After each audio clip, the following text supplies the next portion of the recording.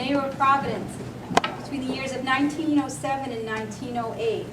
And just to let you know a couple of things, after the presentation we have coffee and dessert. Please help yourself, and the bar is open also downstairs. And just to give you a couple of things that are upcoming in the Cayley Club in the next couple of months, we have a Halloween dance this Saturday night. And please wear a costume if you'd like to come. We also have an Irish adult Cayley step dance lesson on November 15th, which is a Sunday from 2 to 4, open to anyone who'd like to come, and that is $10 a person. We also have a couple of pub nights coming up, let's see, November 13th with Tom Lanigan. We also have one on December 4th with Tom Lanigan, and we also have one December 11th with Tim Cohane. Just to give you an idea of the things that are going on here at the club. And like now, I'd like to introduce John. He's our favorite presenter right now, and he did a fine job last time, and thank you. Okay, thank you, Kathy. You probably noticed on the handout here tonight, there are some, there's a couple of very short biographical sheets on McCarthy, but it mentions in here that they give you a date of birth for him from 1848. And very early on, when I was trying to research McCarthy quite some time ago, I realized that there was something wrong with the date of birth that was given here, because he wrote an autobiography, and he did it for his memoirs at the urging of his daughter. And I don't know just why it wasn't corrected, but when he wrote, he was the youngest of 7 sons who came to the United States in 1848. But when he begins his biography, he starts to describe the house in Geaver.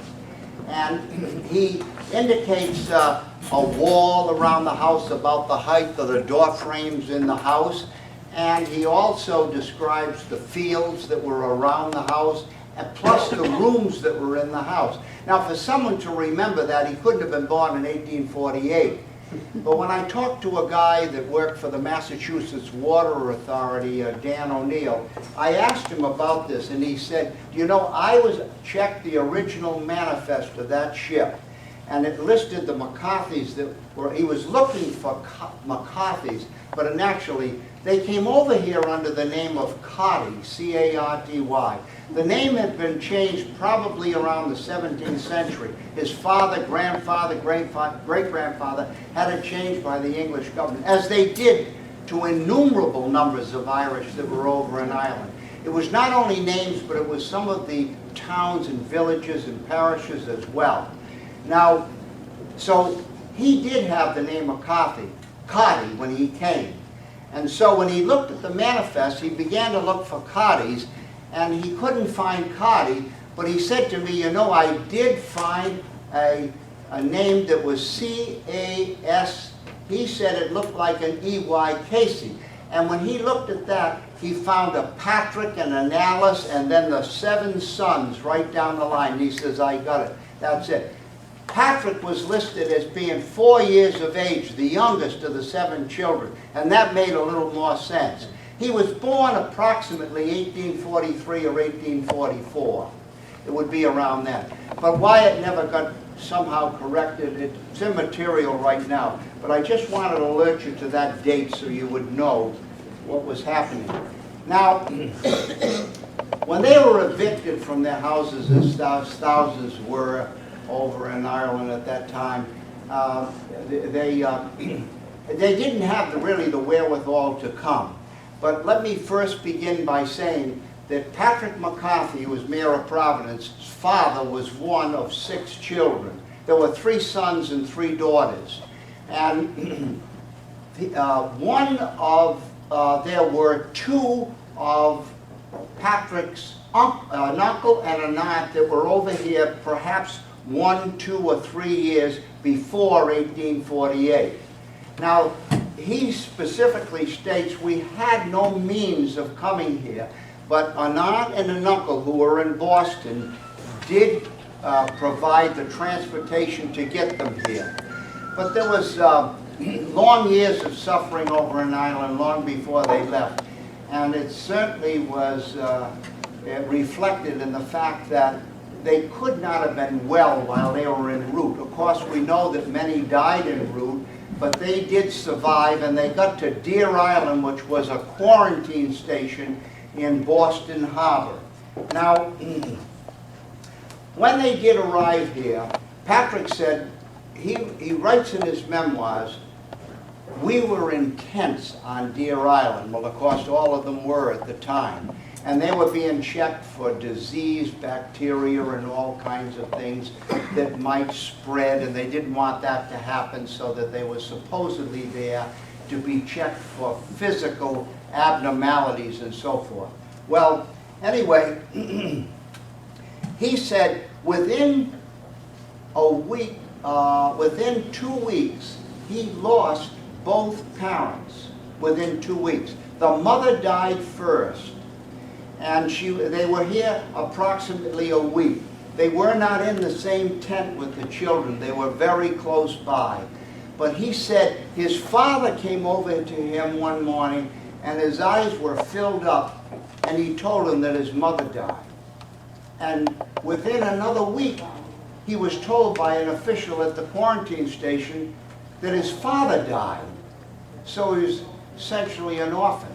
But the 7 children did survive for a period of time, but very rapidly in 1848, by the end of 1848, 3 of the 7 children had died. 2 of them died shortly after the mother and father, and the other died some months later. And so that it ended up that when they were orphaned out in Boston, there were 4 McCarthys. They were actually under the name of Carty. I'm using the name McCarthy because that's what you see on everything, McCarthy.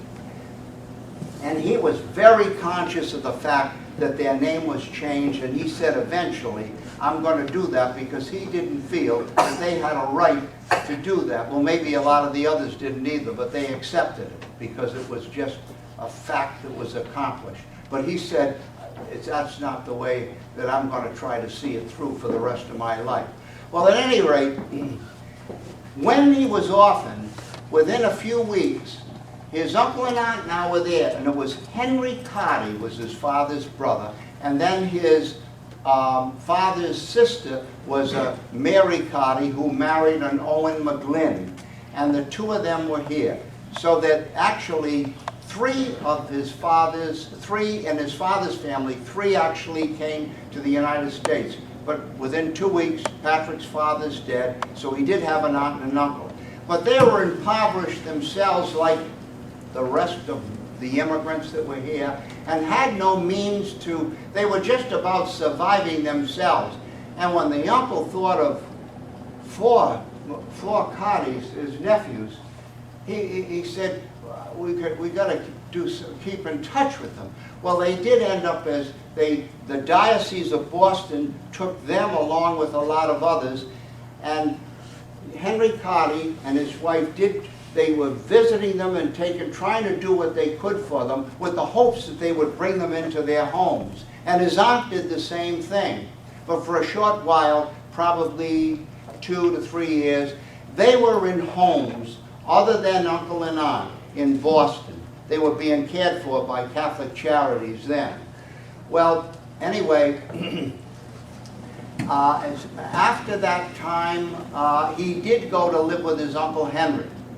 And Uncle Henry took him with trepidation because he said, I hope I'm going to be able to keep food on the table, and a roof over my head, and so forth. But when he had him a few months, he made an arrangement with his sister, which would be Patrick McCarthy's aunt, that she would take him for a period of time, and she was impoverished. The question may come up, well, where did they get the money to send over? I don't know. They must have borrowed some money because they were desperate to get their brother over here. And he made it, but then didn't live. So when he was approximately 7 or 8 years old, when he actually went into the home of Henry Carty, his uncle, and he said he was wonderful to him, and his aunt was wonderful to him well. And did he show his appreciation for that years later when he was down in Providence, and she lost her husband, which was Owen McGlynn, and he when he came down here, he invited his aunt to come down. She did. She died in Providence, Mrs. Owen McGlynn. And she could not have been unhappy because she never left once she got into McCarthy's, her nephew's home. She stayed, and she's buried in the McCarthy lot. But very early on, McCarthy was told by a priest on Deer Island that he said, he asked somebody why he doesn't remember seeing his mother. He saw his father only once or twice.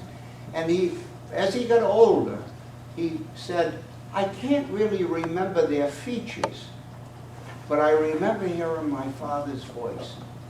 And he said that he didn't think that his mother could speak English. He said, I think, is that correct, John? Okay.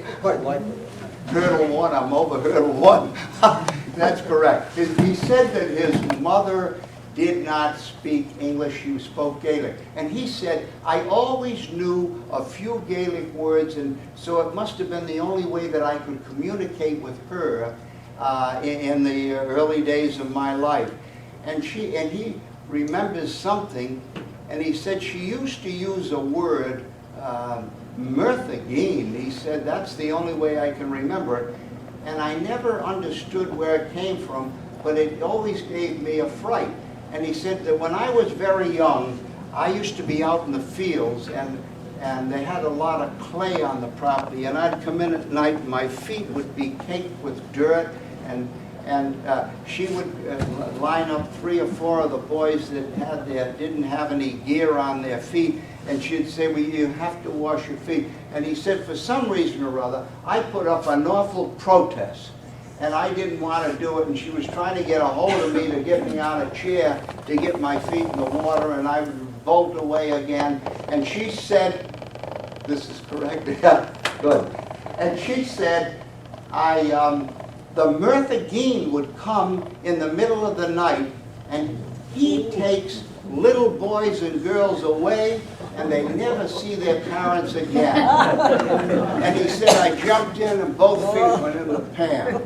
And so later on, as he got older, he said, my mother's ingenuity must have worked. He said, because he remembered that story, and he relates that word for word in his memoirs.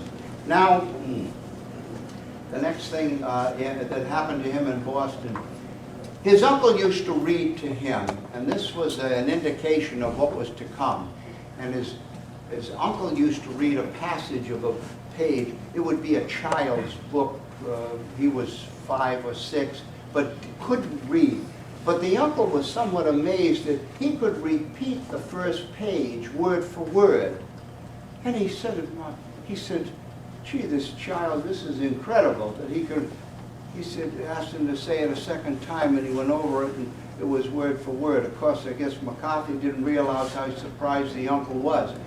But he said, as he got older, he had tremendous mental retention with what he read and what he heard and so forth.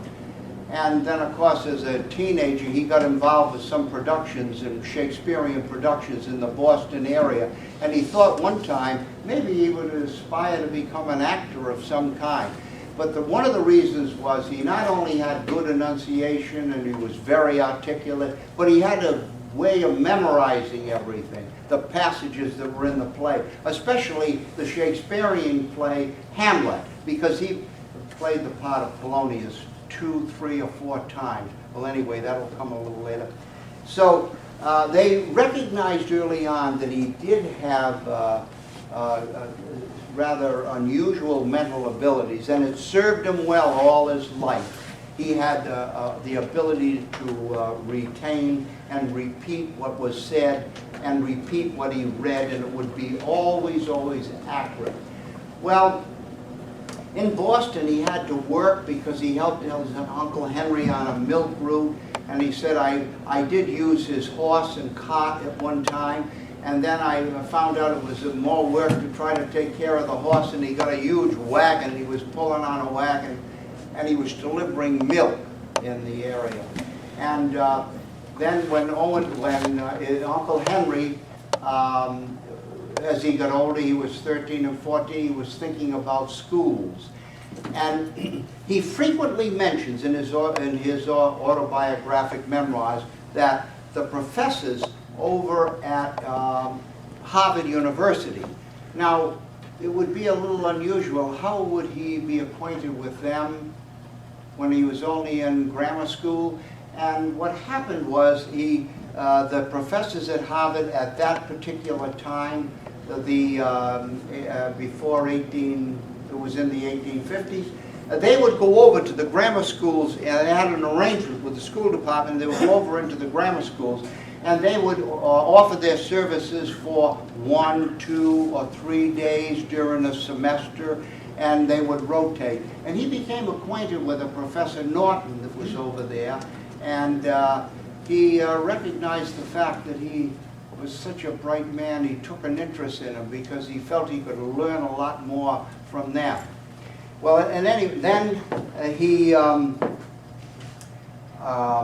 remained in the Boston area, but he was between his Aunt Mary, who was up around the Nashua area, and his Uncle Henry.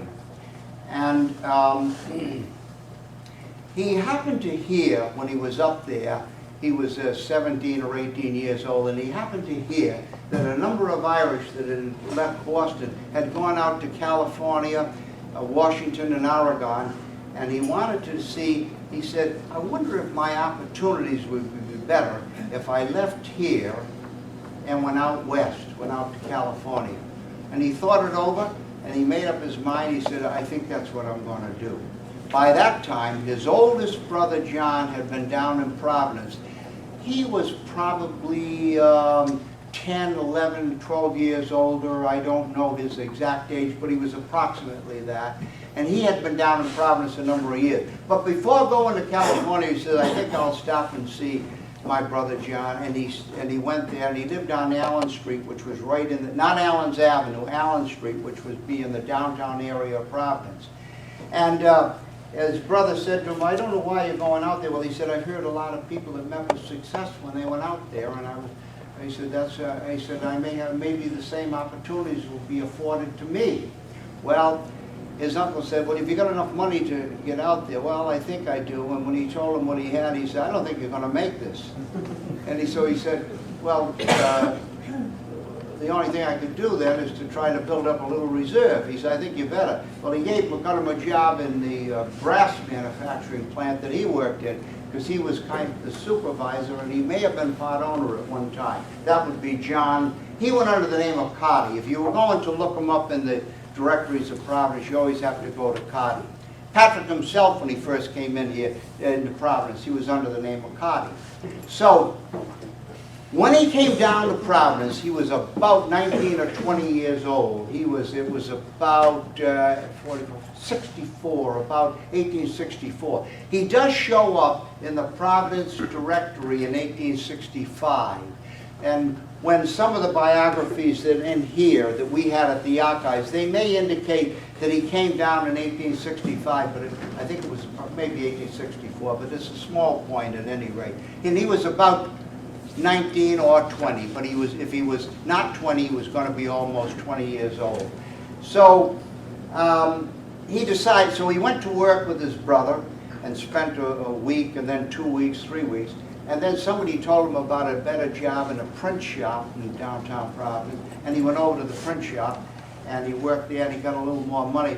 Well, eventually, he was here. The brother said, well, do you think you may save? He said, I don't know what to do now. He says, I'm getting a little reserves. I'm getting more than I ever thought I'd be able to put together in 6 to 8 weeks, 9 weeks. So it ended up that the trip to California was Providence. He never left Providence, and so that it never got accomplished. And he got anchored here, and he went from one thing to the other, and he found out that some people were making some pretty good money in real estate. He said, gee, I think I better start to read a little bit about that. And he did, and he got into real estate. He wasn't in it very long when didn't luck play out, and he found a parcel of property in Cranston in the Edgewood area, would have been where Park Avenue and Broad Street meet. In the books in the City Hall. They call it the old Knightsville Road, but it actually would have been Park Avenue. And he bought a piece of property there. Do you know he didn't have it very long when 2 or 3 people wanted it right away? And he made almost $2,000 profit on that property. It was an enormous amount of money then. He said, gee, this is worth staying for. I said, I think I'll stick around a while now. So he got acted down. And then he bought a parcel of property in Warwick, somewhere down on the other side of Patuxent. And he made, he tripled whatever he made on that other property. But in real estate, he started to deal with lawyers. And he said some of them were doing very, very well. So he started to read Blackstone and some of the other books in preparing for law. You didn't have the same procedures then as you have now. It was far different. And so that he was reading law, and he did get into the law office for a while of Charles Gorman, who was a very, very popular Irish American in Providence. And he did work for him. And Charles Gorman says, you've got great promise. But he said, you know, it may be even better if you went to law school. Well, he contacted Professor Norton again up in Harvard. And Professor Norton was not in the law school, but he knew the ropes up there and knew who was over there. And he said, Patrick, I'll have you come up here. And he says, I'm going to see that you get in. He said, I'm glad you called me. And he took a special interest in McCarthy. So we went up there in 1874. Now, to